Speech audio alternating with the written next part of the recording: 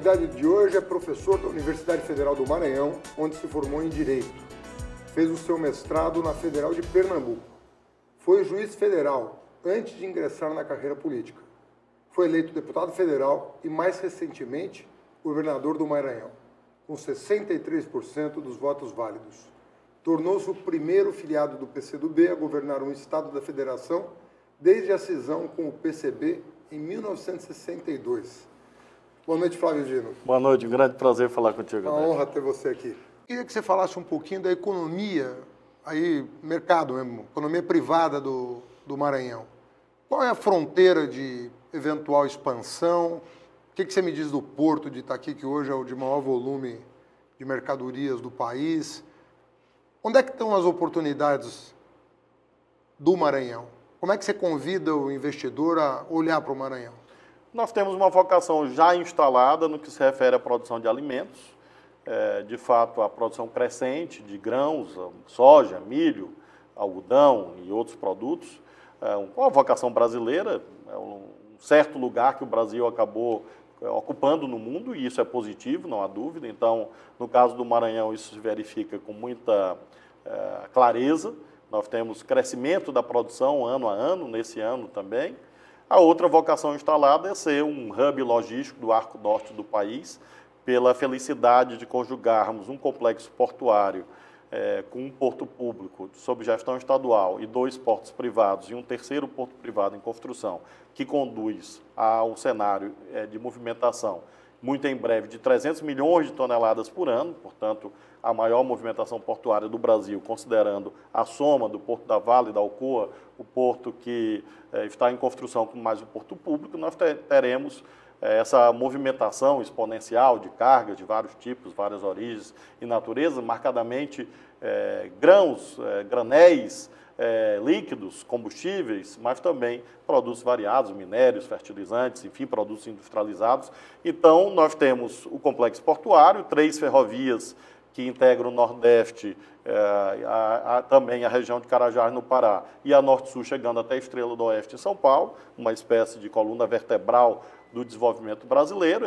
Essas 3 ferrovias chegam diretamente ao complexo portuário, além de rodovias, portanto, é um complexo logístico multimodal que faz com que você, olhando para a Amazônia, olhando para o Nordeste, vai encontrar o Maranhão ali no Arco Norte como principal vértice desse sistema logístico dessa região do país, podendo servir não só para como plataforma de exportação de produtos, mas também para importação de produtos, tendo em vista que, em ambos os casos, temos proximidade com os grandes centros consumidores e produtores do mundo, pelo Canal do Panamá, a Ásia, Estados Unidos, a Europa, pela posição setentrional que nós temos a 2 graus da linha do Equador. Então, são 2 grandes vocações de hub logístico, produtor de alimentos, e nós procuramos sempre e permanentemente diversificar essa matriz econômica, buscando agregar condições para a verticalização de cadeias produtivas, que é o nosso principal objetivo. Temos conseguido êxito em algumas áreas, por exemplo, produção de aço no Maranhão é crescente, inclusive com exportações. Essa via atinente aos fertilizantes é muito importante, porque é um passo a mais na cadeia do agronegócio, e buscamos isso mediante incentivos fiscais, benefícios, nos termos da lei, para que com isso nós tenhamos a diversificação da economia, porque quanto mais plural ela for, melhor significará em termos de agregação de valor para o nosso Estado. Então, além disso, nós temos o turismo, num momento bastante bom, em face dos Lençóis Maranhenses, do Centro Colonial de São Luís. Então, também há uma oportunidade ampla atinente a esse setor. Nós estamos agora ofertando um portfólio de parcerias com o setor privado, de PPPs, no sentido amplo da palavra, visando exatamente dinamizar esses segmentos e, com isso, obtermos mais empregos e mais oportunidades para o empresariado local. 3 perguntas sobre essa questão ainda. Eu vejo informações desencontradas na imprensa sobre 3 questões que eu queria a tua opinião. Primeiro, a questão do gás. Questão do gás no Maranhão. Afinal, tem ou não tem gás? As reservas são importantes. Ele é viável economicamente. Segundo lugar, há informações sobre a questão da refinaria. Ia ser pública, agora parece ter um projeto privado. Como é que está a questão da refinaria? Faz sentido uma refinaria no Maranhão? Está muito distante ou não dos centros consumidores? Como é que você vê isso? E, obviamente, que eu não posso deixar de perguntar da base de Alcântara. Qual que é a tua opinião sobre isso, uma vez que ninguém discorda de que aquilo ali é um espaço geográfico privilegiado que tem que ser explorado, inclusive comercialmente.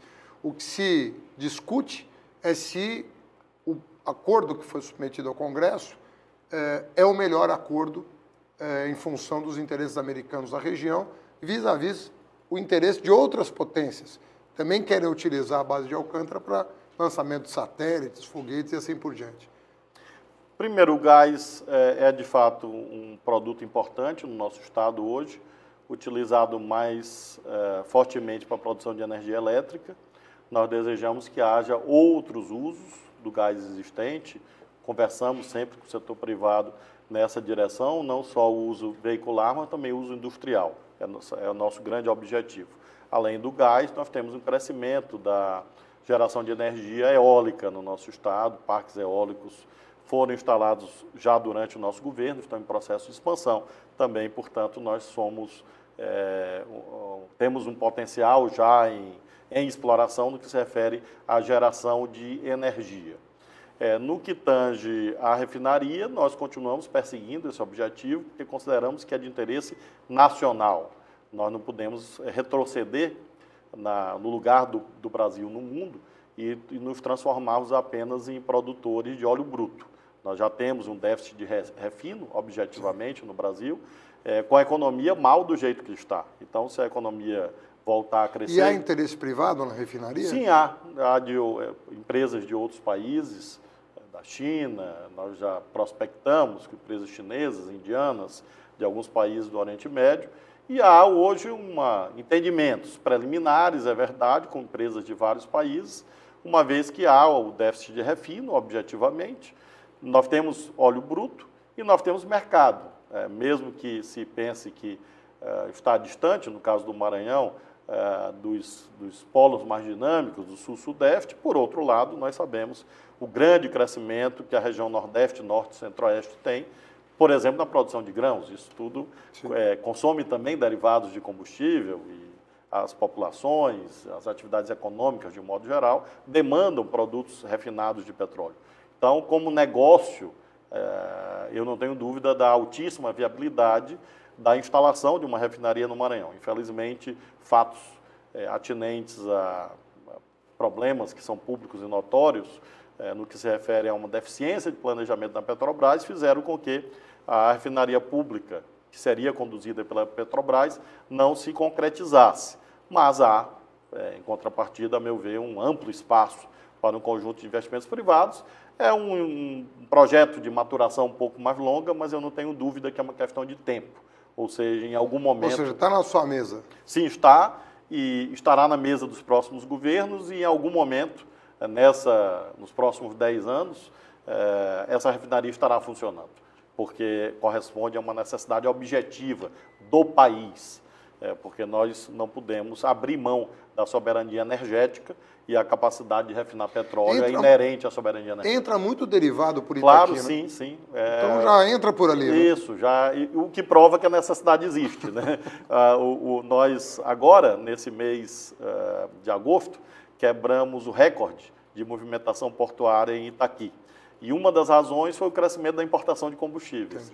Exatamente a sublinhar que a necessidade econômica, a necessidade social existe, exatamente comprovada pelo crescimento de investimentos em tancagem. Nós temos hoje um investimento de 1 bilhão e 400 milhões de reais na área do Porto do Itaqui, investimentos próprios nossos, investimentos privados, e em larga medida está no segmento de tancagem para estocagem de movimentação de combustíveis, mostrando que de fato é um mercado importante.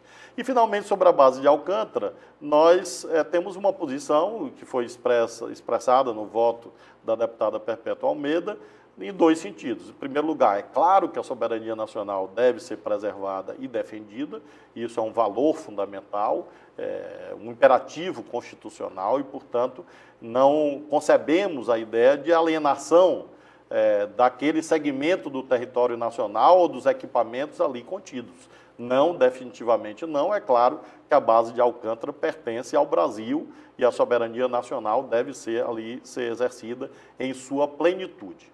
Consideramos, contudo, que um acordo de salvaguardas tecnológicas com qualquer país do mundo, porque eu lembro bem que eu fui relator de um acordo de salvaguardas tecnológicas com a Rússia, quando era deputado federal. Praticamente todos os países do mundo, o Brasil também, ao celebrarem relações comerciais, vão exigir a proteção da chamada propriedade intelectual. Ninguém vai ceder gratuitamente segredos industriais, segredos comerciais, porque se o fizer está desrespeitando o investimento público que a sociedade deste país fez para desenvolver a tecnologia. Então, o acordo de salvaguardas tecnológicas em si mesmo não ameaça a soberania. Na sua prática, é um desafio, mas não é um desafio inerente ou decorrente do instrumento jurídico. O instrumento jurídico, acordo de salvaguardas tecnológicas, pode e deve ser feito com qualquer país do mundo. Nesse caso específico, o acordo não impede que a base de Alcântara amanhã seja usada por outros países, uma vez que os Estados Unidos... E é o Brasil que decide? Claro. Sempre? Sempre, a não ser, há uma ressalva, aqueles países que não integram o sistema de tratado de não proliferação de armas nucleares, que é uma cláusula, a meu ver, justa e, inclusive, alinhada com as posições internacionais do Brasil. Então, se amanhã o Brasil quiser sediar ou receber o lançamento, por exemplo, de um artefato, de um veículo lançador de satélites do Canadá, poderá fazê-lo, ou da França, poderá fazê-lo, da Itália, poderá fazê-lo. O que o acordo diz é que se a tecnologia utilizada por qualquer país do mundo, por qualquer empresa privada do mundo, for de origem norte-americana, determinados procedimentos têm que ser observados. Se a tecnologia não tiver nenhum componente, nenhum processo vinculado à tecnologia norte-americana, o acordo sequer incide nessas relações jurídicas que possam ser eventualmente celebradas entre o Brasil e qualquer outro país. De modo que o acordo eu li, reli e posso assegurar a todos os que nos assistem com toda seriedade. O acordo em si mesmo não viola a soberania nacional. Bom, amanhã pode ter um governo que descumpra o acordo? Infelizmente sim. Pode ter um governo que vá além do acordo e imagine que a administração de Alcântara deve passar para outro país, numa espécie de locação, numa cessão. É claro que, infelizmente, pode haver, depende do que as urnas decidirem em cada pleito presidencial. Mas o acordo em si mesmo, ele viabiliza a exploração comercial da base, que esse é o principal. É um patrimônio do Brasil que está inutilizado há praticamente 4 décadas, um grande investimento público. Nós já tentamos isso por vários caminhos, programa aeroespacial próprio. Infelizmente, houve aquela explosão em 2003, resultando na perda de vidas humanas, inclusive. Houve, já no governo Lula, Dilma, um acordo com a Ucrânia, que infelizmente não foi adiante, ou seja, o portfólio de alternativas foi percorrido e, lamentavelmente, não obtivemos êxito. Então, essa mais uma tentativa que eu espero que seja exitosa e que empresas, não só dos Estados Unidos, mas empresas de todos os países do mundo, utilizem a base de Alcântara, porque isso é importante para o nosso Estado, é importante para o Brasil. Você vê com algum otimismo, você acha que nos próximos 3 anos o governo vai acordar para o que está acontecendo, agora às luzes das pesquisas de opinião, que são severas em relação ao governo? A impressão que dá é que o governo está criando um mundo paralelo, né? Ele falou recentemente, depois da divulgação das pesquisas, se acredita em Papai Noel. A impressão que dá é que o governo acredita em Papai Noel, porque está esperando uma reversão de expectativas que parece que não corresponde ao andar da carruagem, né? As coisas estão se deteriorando sem que o governo se dê conta disso. Como é que você está vendo, com que grau de preocupação você está vendo isso como governador? Obviamente que você espera que o Brasil melhore. Está governando um Estado que precisa que o Brasil melhore e que tem sido o carro-chefe da melhora dos indicadores brasileiros. Temos razão para ter algum alento, assim, Você acha que o governo vai resolver tirar um pouquinho o pé do acelerador dessa agenda caótica? Ou você acha que... O que vão ser os próximos 3 anos, na tua opinião? Eu sou católico apostólico romano, eu sou cristão, eu tenho muita fé, realmente, fé em Deus e fé na vida, né? Então, eu, baseado nessa fé e numa leitura autenticamente patriótica do Brasil, eu espero sinceramente que sim, que as coisas melhorem, que de algum modo haja uma reflexão coletiva por parte do governo federal, daqueles que o cercam, e vejam que essa posição extremista não conduz a bons resultados, como você mesmo alude, as pesquisas de opinião pública e os dados objetivos da gestão econômica estão mostrando exatamente os desacertos profundos aos quais o Brasil tem sido submetido. Então, de um lado, eu me agarro na minha fé e no meu otimismo patriótico de que as coisas melhorem, porém, objetivamente, quando eu paro para olhar os indicadores objetivos, ainda não consegui enxergar este caminho. Então, abstratamente, eu torço por uma coisa e, ao mesmo tempo, no plano da leitura dos fatos, eu enxergo essa espécie de realidade paralela a determinar decisões públicas que acabam conduzindo a desastres, mesmo, como você menciona, na temática ambiental. Houve faíscas que foram emuladas dos altos escalões da República, que se transformaram no solo concreto da Amazônia nessa tragédia dos incêndios. A sabedoria popular sempre diz que o exemplo vem de cima. No momento em que o presidente da República, que é o maior líder da nação, eleito como tal, de modo pouco ponderado, de modo pouco reflexivo, induz a determinadas práticas, isso chega, na realidade concreta, de modo ainda mais exponencial, de modo desastroso, como nós vimos nessa temática do meio ambiente ou mesmo dos direitos humanos. Então, quando ele profere algo preconceituoso, do ponto de vista regional, social, eu fico imaginando, não em relação a mim, eu fico imaginando, porque eu sei e tenho como me defender. Eu fico imaginando os indefesos, aqueles que menos têm voz, e que acabam sendo massacrados física ou moralmente em razão da proliferação de preconceitos que são estimulados por determinadas declarações supostamente bem-humoradas, mas que, na verdade, são profundamente graves. Então, eu torço, espero, como disse, movido pelo meu otimismo e pela minha fé, que isso mude. Ou seja, ainda há tempo para que o governo compreenda que ele não deve governar para poucos, para uma minoria, tampouco deve governar apenas para os mais ricos. Embora nós tenhamos visto agora nas pesquisas mais recentes que até os mais ricos estão descontentes, mas por vezes há uma tentação de agradar aqueles que têm mais poder econômico, aqueles que acham que eliminando direitos vão desenvolver o Brasil, e ao mesmo tempo isso conduzindo a um descuido objetivo, criminoso, contra milhões e milhões de desempregados, por exemplo. É um governo que não fala de emprego, não fala de políticas sociais, parece não se preocupar, portanto, com dramas agudos e irreversíveis. Porque quando uma família, um pai, uma mãe, experimenta o desemprego prolongado, isso significa danos, não só patrimoniais, e não apenas para o pai ou para a mãe, mas também para os filhos, para os netos, que vão se privar, por exemplo, de oportunidades educacionais para sempre, porque terão que ingressar precocemente no mercado de trabalho e amanhã não retornarão para a escola.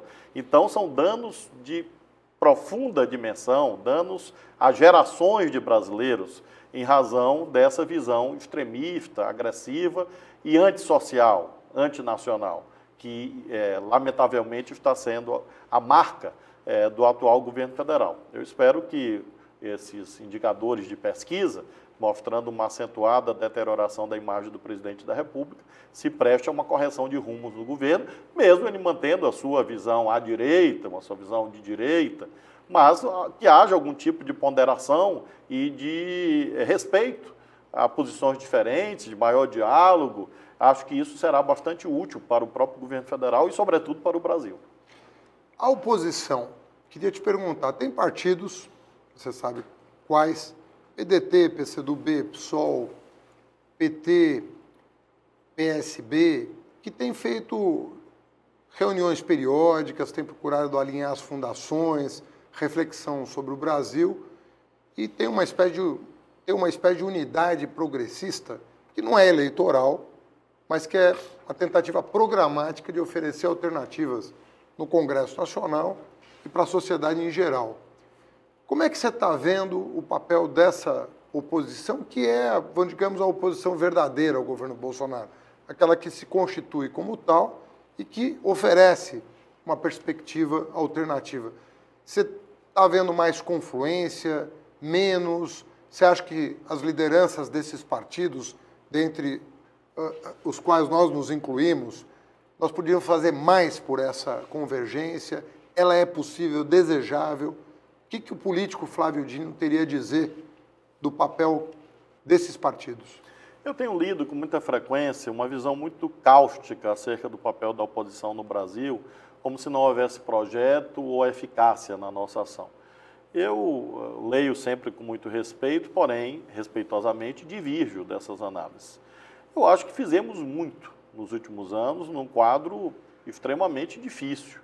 É um quadro marcado por acentuados retrocessos, por anomalias institucionais, por golpismos gravíssimos. Nós tivemos a prisão do ex-presidente Lula de modo ilegal, processo marcado por vícios inúmeros, inesgotáveis, um impeachment inconstitucional de uma presidente da República, a proliferação de mentiras, de agressões contra o nosso campo político, decisões judiciais disparatadas, absurdas, que realmente, para mim, são um espanto. Determinadas sentenças em que magistrados escrevem 300, 400, 500 páginas, você conhece uma dessas decisões, para dizer coisas realmente espantosas e que não tem sequer pertinência com o tema tratado nos autos, como se isso acabasse por esconder as precariedades probatórias em relação à análise de determinados fatos. Enfim, realmente não é um cenário de normalidade democrática. Apesar disso, aqui estamos, ou seja, governamos estados, governamos cidades de modo coerente, de modo sério, com resultados positivos, como aludi em relação ao Maranhão, em relação a outros governos estaduais, que também temos resultados positivos. Disputamos a eleição presidencial num quadro difícil, fomos ao segundo turno, quase vencemos a eleição.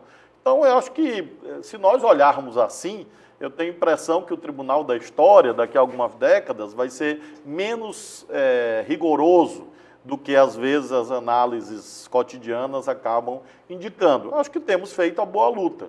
A resistência no âmbito parlamentar, obtivemos vitórias na reforma da Previdência, danos abissais que seriam produzidos, como, por exemplo, o fim do benefício de prestação continuada, o fim da aposentadoria dos trabalhadores rurais, foram tais retrocessos evitados pela ação dos nossos parlamentares, ainda que em condição de minoria avassaladora, e conseguiram, mediante as táticas parlamentares, o diálogo, obter bons resultados. Temos feito a resistência social, o debate ideológico, exercendo governos. Então, acho que nós temos feito o que é possível nesse período. Não significa dizer que nós devemos nos acomodar. Temos tarefas urgentes. Nos reconectar mais profundamente ao sentimento popular, sobretudo aqueles que menos têm, que precisam da firmeza contínua da nossa voz, e precisamos, portanto, aprofundar a nossa ligação orgânica, cotidiana, com tais segmentos, mesmo que eles não estejam agregados hoje em torno de entidades representativas da sociedade civil, mas são esses setores subalternos, os de baixo, os perseguidos, os explorados, os discriminados, os oprimidos, que são aqueles que têm interesse a um modelo econômico justo, inclusivo, como nós experimentamos no período do lulismo. Acho que, portanto, nós temos esta tarefa, temos a tarefa da unidade, sim, e creio que temos avançado nesse sentido. Acho que há um clima de muita cortesia, de muita cordialidade entre várias lideranças do campo nacional popular, e isso é uma pré-condição. A conversa, o diálogo, temos a eleição de 2020, em seguida de 2022, e eu acredito que nós vamos vencer. Nós teremos um resultado bastante bom em 2020. Acho que vamos ganhar muitas prefeituras desse campo que não é do extremismo de direita, do campo, portanto, não bolsonarista. Acho que vamos ter ótimos resultados eleitorais, unidos, vamos trabalhar para isso e vamos vencer a eleição presidencial em 2022, eu tenho certeza disso. Deixa eu te fazer uma última pergunta, nosso tempo está já esgotado. Eu sou muito crítico da concentração dos meios de comunicação em pouquíssimas mãos. E você vive uma situação muito peculiar, né? Porque você vive num estado em que a concentração é máxima e num país em que a concentração é média, mas ela existe. Como você opera a tua relação com os meios de comunicação no plano local e no plano nacional? Como é que você vê essa situação? Porque um dos ingredientes da saída da crise é a comunicação mais franca, mais aberta, mais legítima. Então, o Flávio Dino, governador do Maranhão, como é que olha para o Brasil? Normalmente, Haddad, os monopólios nunca são bem-vindos. O ideal é que haja pluralidade de meios, isso eu me refiro à economia, à política, enfim. Bancos, tudo. Clubes de futebol, sistema financeiro. Então, quanto mais houver pluralidade, concorrência, competição salutar, justa, acho que ganha a sociedade. No caso dos meios de comunicação, evidentemente esse monopólio, até singular em termos internacionais, não serve à sociedade. O ideal é que a Constituição seja cumprida, ou seja, nós tenhamos a convivência de uma mídia comercial, claro, meios de comunicação privados, negócios que visam lucro, nós tenhamos meios de comunicação da sociedade, comunitários, rádios comunitárias, etc. Nós temos um sistema estatal, público, e mediante, portanto, a convivência dessas várias mídias institucionalizadas, nós tenhamos a salutar concorrência em busca da aproximação em relação à verdade. Além disso, nós temos esse universo extraordinário da internet que, como qualquer engenho humano, pode ser o reino de Deus, pode ser o reino do diabo. Então, nós precisamos ocupar com bons valores, com bons princípios, com boas ideias, com bom conteúdo, para evitar que isso se transforme no inferno, que destrua a sociedade, destrua a democracia com, por exemplo, a proliferação de fake news em processos eleitorais ou não. Então, esse amálgama, esse cotejo, essa múltipla convivência que eu busco no dia a dia como governador do Estado, de modo que eu me relaciono com todos esses caminhos e acho que esse é o certo. Eu, portanto, mantenho relações com a mídia comercial tradicional, com a mídia comunitária. Temos uma rádio pública no Maranhão, a rádio mais antiga do nosso estado, que é a Rádio Timbira, e nós recuperamos a rádio, investimos nela para que ela tenha um papel, uma audiência hoje significativa. Eu uso muito intensamente a internet. Sim. Há mais de 10 anos, eu próprio. Cada vez mais. E eu próprio sou o condutor da política de internet. Quando eu estou no Twitter, sou eu falando, sempre sou eu, jamais é alguma pessoa da minha equipe, que eu mesmo que estou escrevendo ali, com o meu estilo, com a minha forma, com a minha percepção da realidade, com o meu tempero pessoal, e isso também se espraia para as outras mídias sociais. Então, acho que o certo é esse, o certo é isto, e é isso que nós devemos procurar no Brasil, sempre combater monopólios comerciais, porque assim como nós vemos no sistema financeiro, esses obscenos lucros do sistema financeiro, e isso é uma das causas que impedem a retomada do crescimento da economia, também em relação a outros segmentos da sociedade, quanto mais pluralidade, melhor.